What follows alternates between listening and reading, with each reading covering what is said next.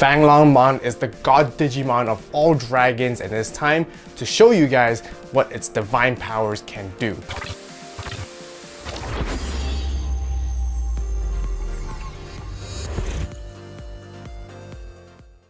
Alright, so for our first matchup, playing Fanglongmon against today will be D-Brigade and Digipolice.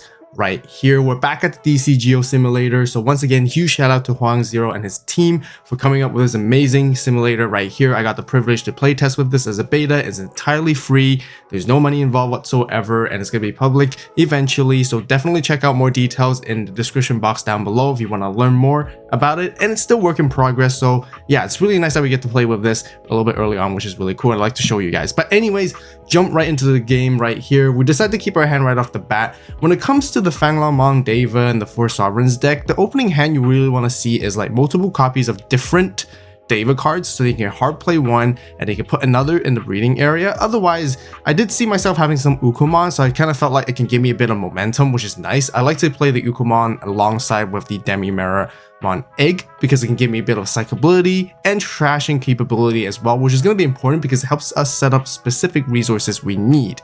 So when it comes to the Deva deck, it is a Mega Zoo based deck, just so you guys know, and it's mainly predominantly level 5s. So what you're actually going to be doing is you're going to hard play your level 5s, most of them, and all of them from the EX5 have this certain effect where you play them.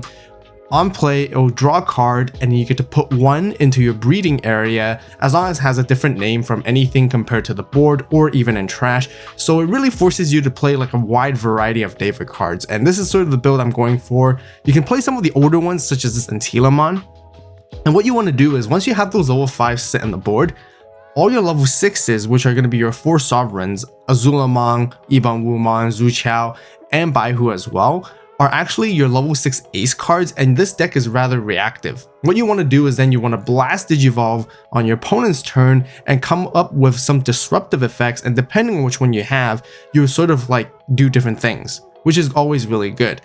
However, you know, it's kind of easy to sort of figure out and sort of start playing around, because once your opponent knows that, you know, your level 5s are really crucial, they're gonna have to think twice before they swing, such as, you know, currently with this D-Brigade deck here, because like, you know, they're trying to think twice. They don't want to swing and just give us a free Evo Blast Evolution, and then we can just get rid of their bodies and do certain things, is not the most ideal when you're facing against a Fanglongmon deck. But it's okay for us. All we have to do is turn after turn, we're going to continue to play level 5s, as you guys can see, and the opponent is ramping up with their Digipolice. They're going wide with a lot of resources, which is great for them.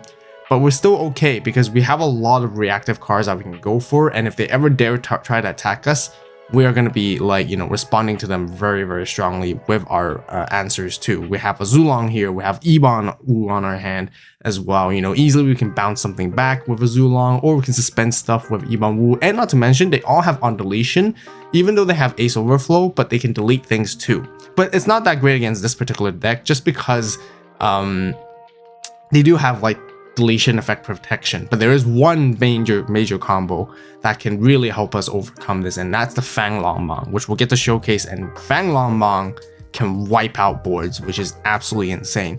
But here we're just going to try to chip away at them as much as we can. We're going to try to make them use their blockers. You know, they have a wall of blockers and a really nice wide board as well. But you guys can see throughout so far, you know, we've been giving the opponent a lot of memory to work with, and it doesn't even matter. They're not really able to sort of like go through and attack into us just because we have really good defensive cards set up in our hand, of course. And you know, that makes them think twice, and they're being as cautious as possible. Maybe a little bit too cautious though.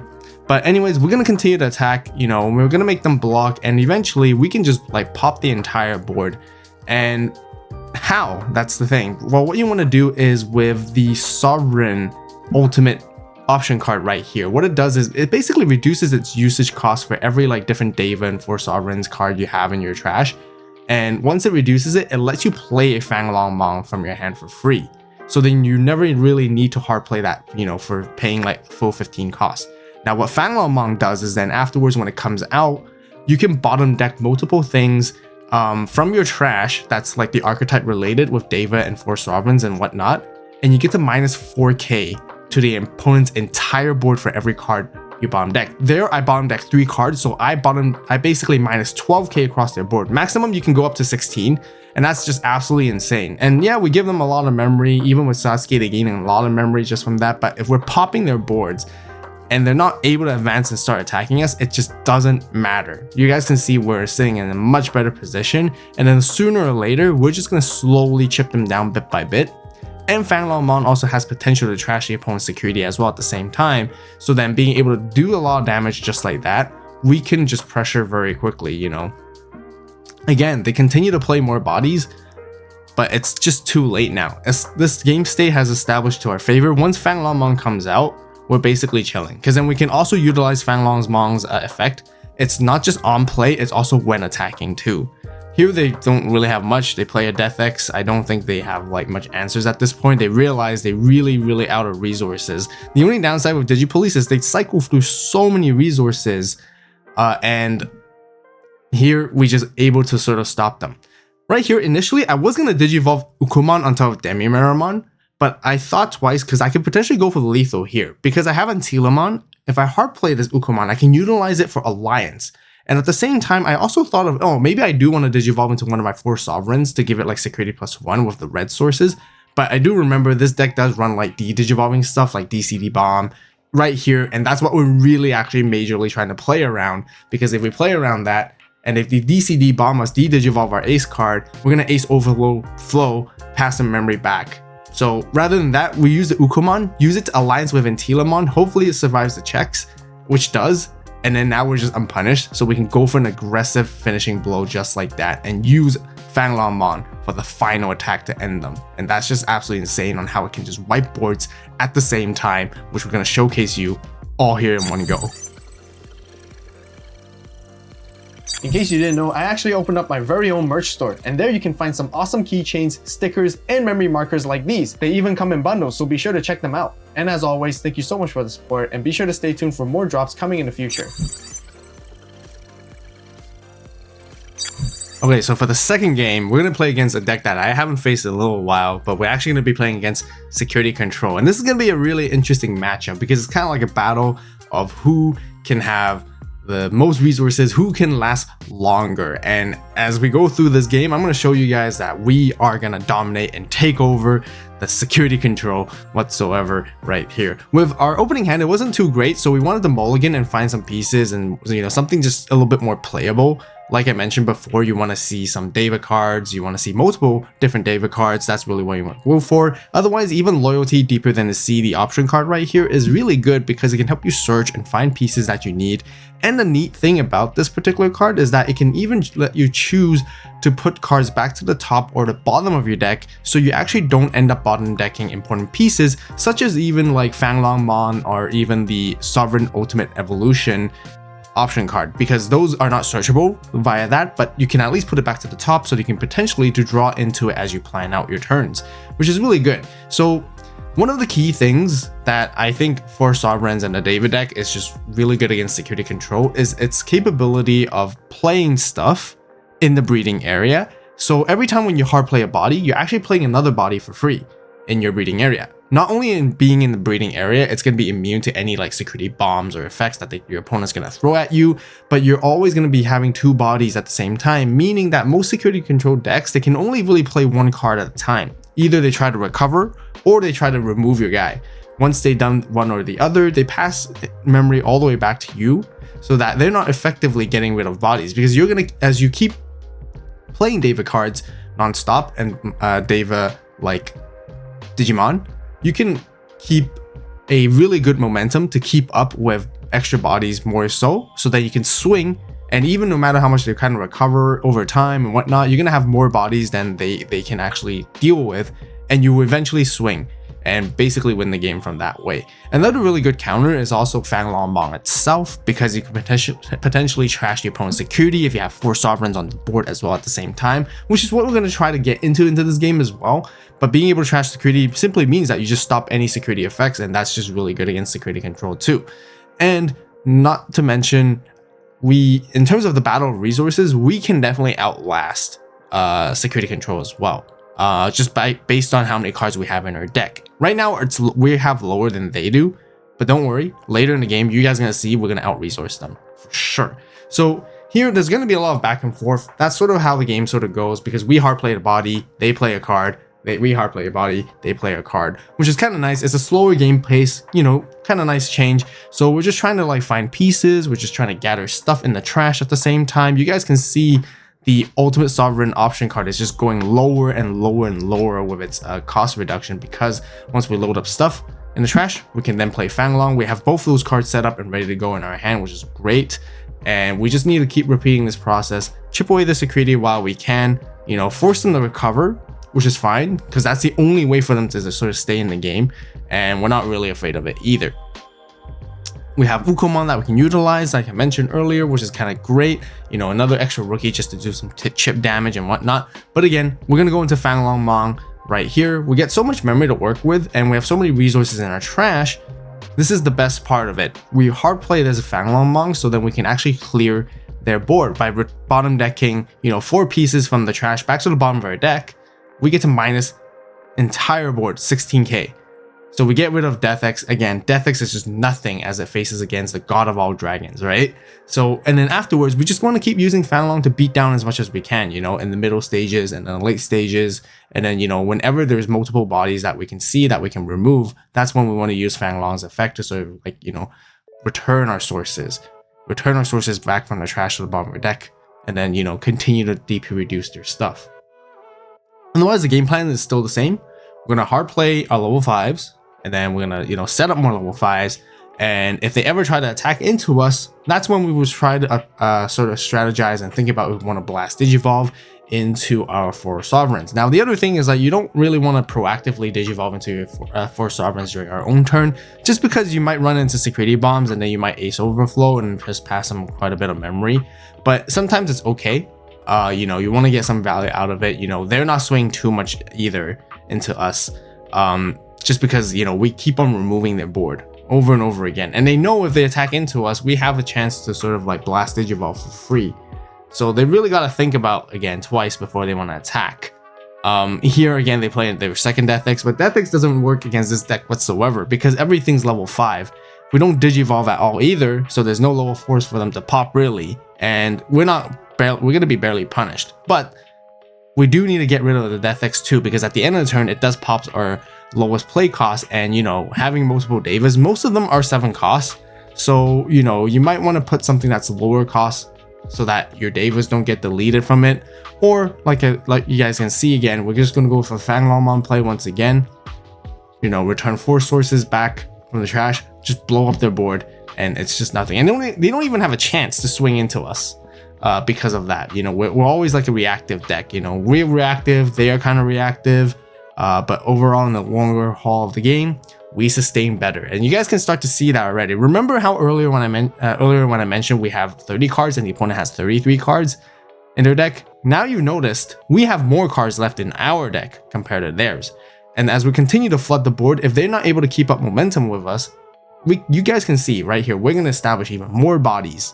And then more bodies mean more attacks, and then we're just going to keep chipping them away bit by bit, and it doesn't matter what they have in security. But back to the point, you guys might have noticed, why do we have more cards in our deck now at this point? That's because they've been drawing more and they've been recovering more, but it's also thanks to Fang Long Mong, right? I mentioned multiple times that we're bottom decking our sources back from trash into the bottom of our deck, so we're actually cycling cards back into our deck. So then we're actually going to outlast them because of that. And we always want to maintain and make sure that we're doing that as much as possible. Here they do choose to attack with Harrismon, and this gives us an opportunity to finally blast Digivolve. And you guys can see, you know, it's like we're more of the defensive deck compared to them. They haven't even chipped us away yet, and we've actually dealt way more damage compared to a security control, which is kind of crazy. And we have even more security than security control too. That play was kind of nasty with the X program wiping out an entire board, which is kind of sad and unfortunate because then, you know, we lost a lot of bodies, but we got enough chips away right here. So we're kind of like back to square one again, slowly bit by bit. I do want to mention the analog youth here to suspend just to hatch and gain a memory there was probably quite a bit of a misplay that slowed us down greatly in this particular game now, just because we don't have a rookie to Digivolve into, and we actually do need that empty space for our 4 sovereigns, or not for our 4 sovereigns, for our David cards to be sort of potentially played in there instead. So now we're kind of stuck with a Demi-Meramon egg, and we're on the mercy to try to find an Ukomon to save us, so then we can push it out and get it out of the way. Because now otherwise, we defeated our own purpose that I mentioned earlier. Our win con was supposed to hard play a Deva, hard play another Deva in breeding, so we're always keeping up momentum. Now we're just equalizing our momentum, which isn't as great anymore. So we're gonna try and sort of like, you know, be a little bit more aggressive. We found our Ukomon finally here, fantastic. We're going to Zuchao here, you know, pop their body, try to go for multiple checks. Having their purple Karis are definitely like annoying to deal with, just because every time we attack them, we're losing memory and all that. Digimon Emperor is also really like, I mean, it's not super strong against this particular deck, but in this particular situation, it's making us a lot more tougher, because if we push out Ukomon, we're going to lose memory and potentially pass turn as well. So we got to think twice if we do really want to push up the Ukomon or not. And as they're playing, you know, they continue to sort of like take down our board, and they slap down a second Digimon Emperor essentially. So if we push out right here, we're going to lose like 4 memory, which is a lot. And I'm contemplating, should I really be pushing it up, or should I be playing other things at this moment? In hindsight, I think, you know, reviewing this gameplay here, I think I really should push up that Ukomon as soon as possible. Just get it out of the way, so then we can start, like, you know, putting stuff in our breeding area potentially again. We do want to go into this Fanglongmong here as well. You know, we played like our 3rd one by now, which is totally fine. You know, we have you know, a lot of them in our deck. We're bound to see them eventually, and this is such a slow game. We're gonna go through all of our resources for sure at some point.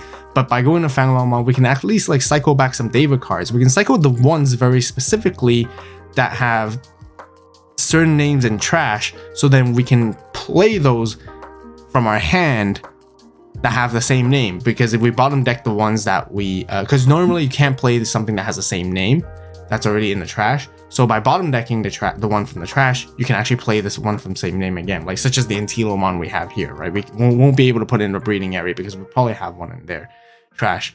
But anyways, here we're establishing a bit more momentum back now. Once Fanglongmongs come out, we're able to sort of like play multiple bodies. Being able to slap 2 bodies at a turn is going to be a very crucial part to help us in key to sort of like win. They're going to continue to recover, but they at this point they really notice they're running out of cards in their deck. The security control deck itself is actually running out of time themselves, not just from deck, but also just from the game overall. You know, it's again a battle of resources that we are for sure going to be winning because of that. So they're pressured to do something, because they got rid of our Digimon and control, but they're not able to attack. But they don't want to attack it as well, because, you know, they know they attack, we're going to blast Digivolve for free, and we're just going to gain a lot of value, and then just by doing that, we can instantly just like finish them off, right? Because if we have a 4 sovereign, that means Fanglongmong gets access to trashing the opponent's security for every 4 sovereign we have. So you guys can see how sticky the situation is. You know, they really don't want to give us value overall. Our bodies are kind of big to remove as well, such as like for Flame Hellscythe, it's not going to do too much. But yeah, sure, they can keep recovering, but we're just going to keep attacking, and we're not going to stop. So yeah, that's basically the whole idea. We run into another Kari, which is kind of unfortunate because of just how annoying it is to deal with, but we're just going to continue attacking. We're going to continue to use Fanglongmong. We, you know, should bomb deck some stuff, and then by bomb decking those, clearing their board once again. And at this point, like, how many bombs can security control really have anymore at this point, right? Like, they're not going to be able to extend any further and stay in the game for that long. So, you know, we're just whittling down them, slowly chipping them down away. Even Gallantmon right here is just no match for Fanglongmon. They're not able to delete it because Fanglongmon is absolutely immune to all Digimon effects. Opponent's Digimon effects, as a matter of fact. So then they can't get rid of us. Fanglongmon, the God Dragon, is just way too strong. Even the Royal Knight doesn't stand a chance. That's how strong this Fanglongmon can really get here. You know, again, they're just trying to recover as much as they can. They can't even DP reduce us with Magna Anja, which is totally fine. So we're just gonna, again, attack, cycle back pieces from our trash, and our deck is looking healthy again. You know, we're nowhere near decking out for sure. And then we just, you know, take away their Digimon, just like that, minusing 16k again on their board. And then now they're back to 0 security, and then we can just hard slam another body and set up for another turn for another attack. And there's just nothing they can do there, really. So yeah, this game's kind of long. but it's definitely a battle of like, you know, who can sort of last longer when it comes to resources. That's just the nature of battling against Sekon, just because they recover so much, and they're you know, they're kind of annoying because they have like options and effects that kind of get rid of your Digimon, but that's totally fine. You know, as long as our Digimon can stick on the board, we find those little opportunities and windows to keep our Digimon on the board, then that we can continue to attack. And here now they're probably just almost in a checkmate situation, because it seems like they don't really have anything else that can really stop us. They can get rid of one body, but then that's about it. They ran out of stuff to recover, essentially, even if they do. So all we have to do is just finish the game with Dave right here, very easily.